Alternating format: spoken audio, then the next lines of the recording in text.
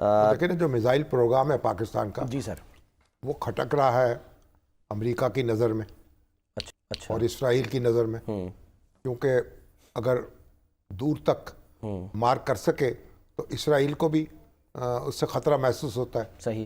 तो अब पहले भी उन्होंने कुछ चीनी अदारों पर पाबंदियां लगाई जी थी। हाँ, जी, चीनी कंपनी पे। अब उन्होंने 4 और अदारों पर पाबंदियां लगाई हैं, और कि अमेरिका से उनका कोई मामला नहीं हो सकेगा और उन अदारों के लिए मुश्किलात पैदा हो जाएंगी। और अमेरिका जो है पाकिस्तान का जो मिसाइल प्रोग्राम है उसको दबाव में लाना चाहता है या उसको रुकवाना चाहता है।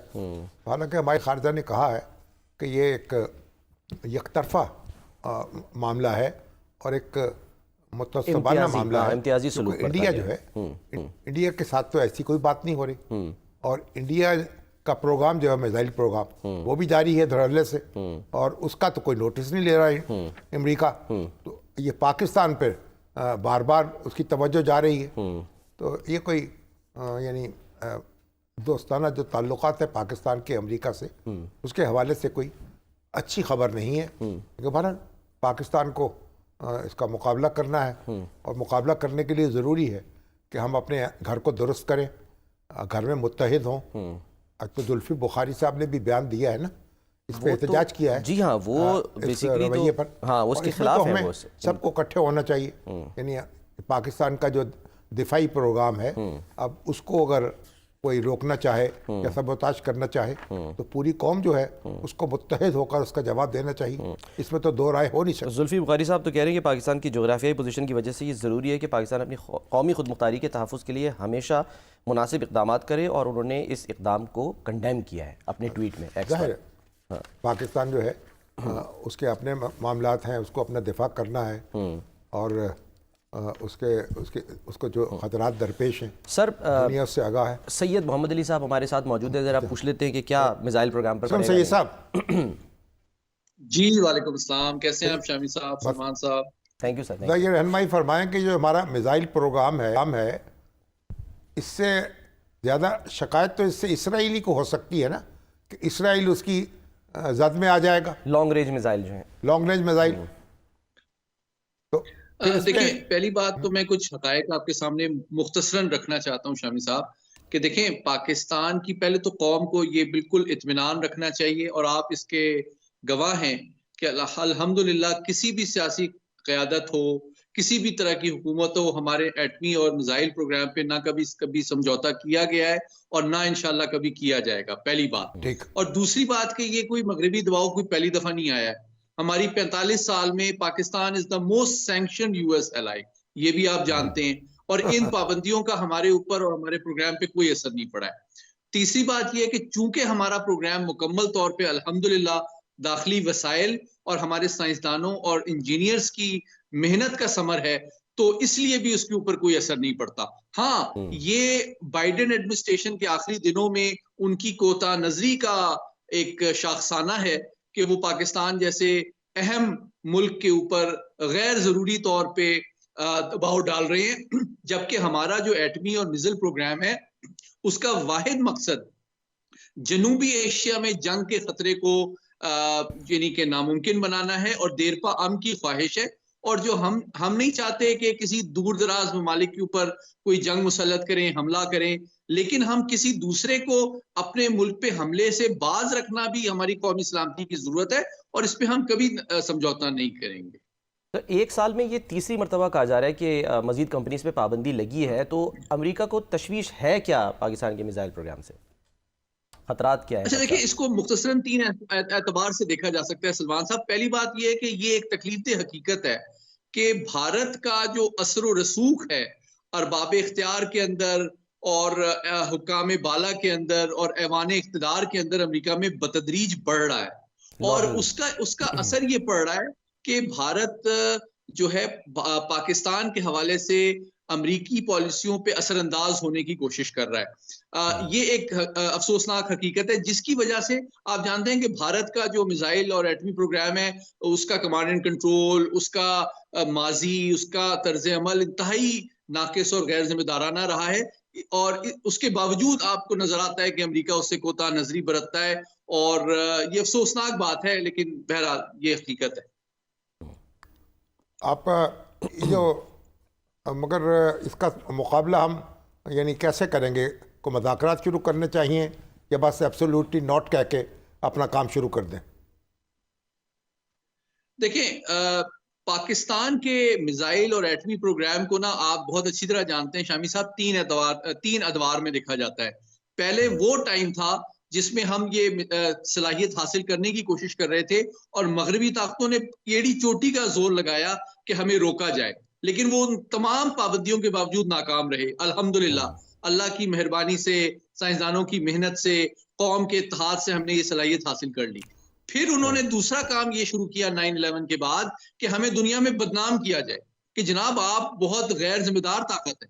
तो हमने उसका भी दलाइल से और हकायक से मुकाबला किया और अब तीसरे दौर में जा रहे हैं कि जनाब अब आपकी जो यानी कि क्वालिटेटिव उसमें जो इम्प्रूवमेंट्स आ रही हैं उस पर दबाव डाल के हमें बाज रखा जाए। तो ये भी इंशाल्लाह कौम की हिमायत से, इत्तेहाद से, हमारी फौज की सलामती से और हमारी क़यादत के जो अज़्म है उसके साथ इस बात को भी इंशाल्लाह हम नाकाम बनाएंगे। और पाकिस्तान के मिसाइल प्रोग्राम पे आप कह रहे हैं कि इससे कोई यानी कि फ़र्क नहीं पड़ेगा।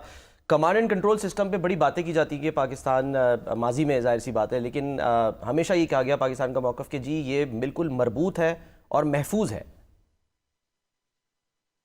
देखिए, कमांड एंड कंट्रोल जो है उसका बुनियादी मतलब ये है कि हमारे मिसाइल सिस्टम को चलाने का इख्तियार किसके पास है। तो यकीनी तौर पे हमारी जो कौमी क़यादत है और जो नेशनल कमांड अथॉरिटी है, जो कि एक जामिया, महफूज, मुस्तहकम और मरबूत निज़ाम है, उसमें किसी किस्म की कोई खदशे की बात नहीं है। अलबत्ता अगर आप मशरकी हमसाये से देखें, आपको याद होगा शामी साहब 2 साल पहले उनका एक ब्राह्मोस मिसाइल लॉन्च हुआ और मुरीदके के पास आके गिर गया।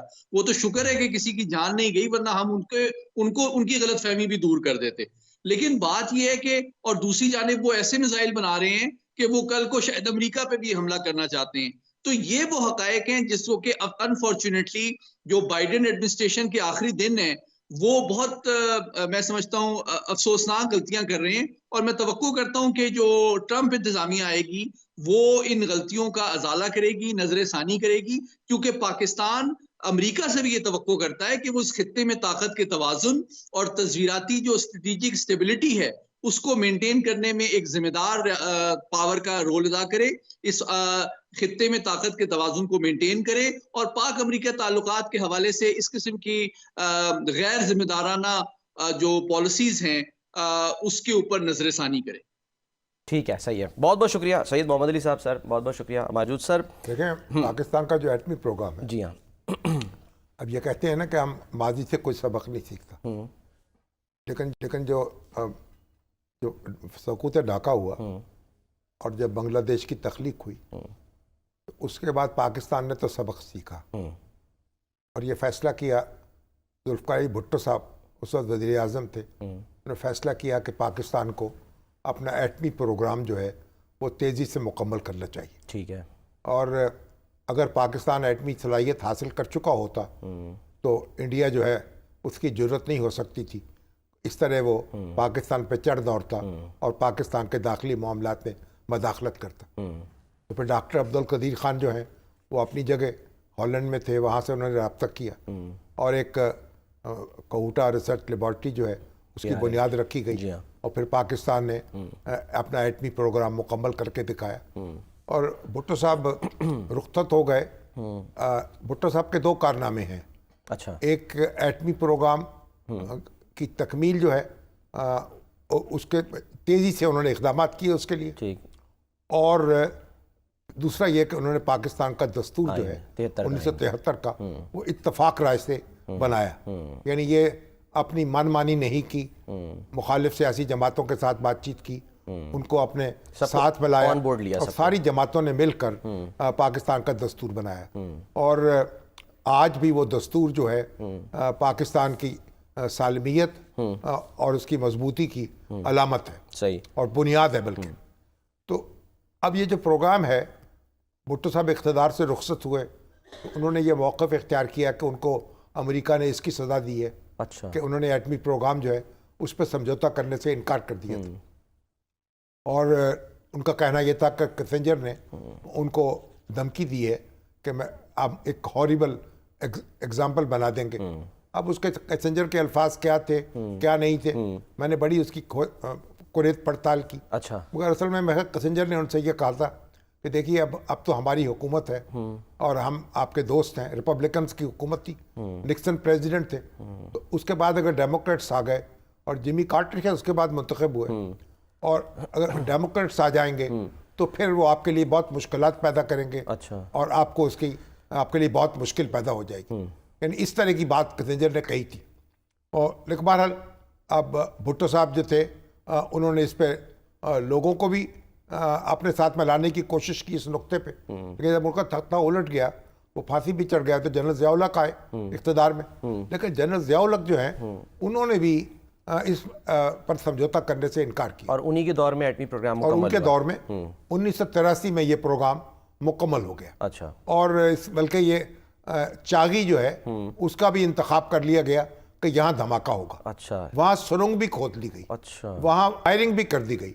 और हमारी जो एटॉमिक एनर्जी कमीशन है उसके इंजीनियर और उसके कारकुन जो है वो उसकी हिफाजत करते रहे। और देखिए किसी को कानो कान खबर नहीं हुई। तो सर लेकिन इतना टाइम फिर क्यों लगाया धमाके करने में या दुनिया को बताने में? आपने सलाहियत हासिल कर ली, ठीक, लेकिन धमाका जो है अगर पाकिस्तान करता, पहल करता, सैंक्शंस, उसके बड़े असरात होते और उस पर बड़ी पाबंदियां लग जाती, तो अपॉर्चून मोमेंट जो है उसका इंतजार किया जाता रहा कि कोई ऐसा लम्हा आए जिसमें आप पाकिस्तान अपनी ये जो ताकत है उसको अया कर सके। ऐसा कोई दिलेर लीडर भी आए ना, ऐसा कोई सियासी जमात भी आए? ये अपॉर्चून मोमेंट की बात होती है।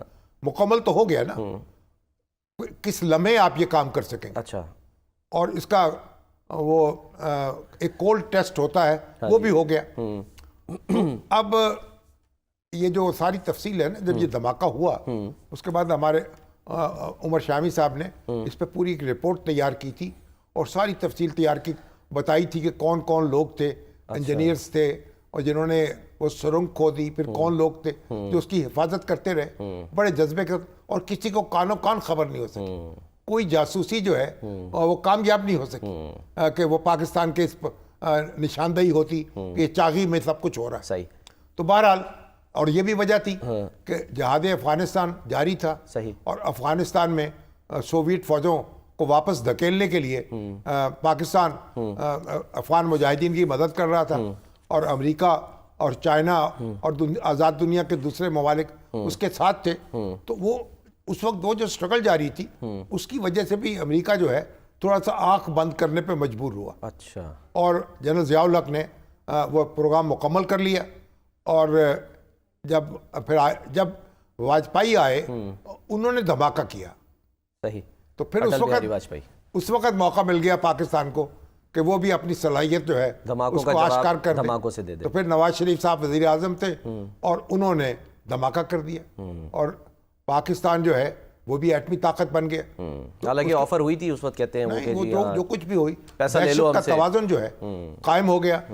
सऊदी अरब ने पाकिस्तान को बड़ा संभाला दिया।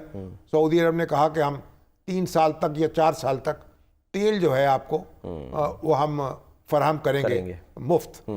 और वो तेल फराहम होता रहा। पाकिस्तान का उस वक्त भी बैलेंस ऑफ पेमेंट जो है वो काफ़ी ख़राब था और पाकिस्तान के पास ये सलाहियत नहीं थी कि अपने वसाइल से, क्योंकि पेट्रोल दरामद कर सकता।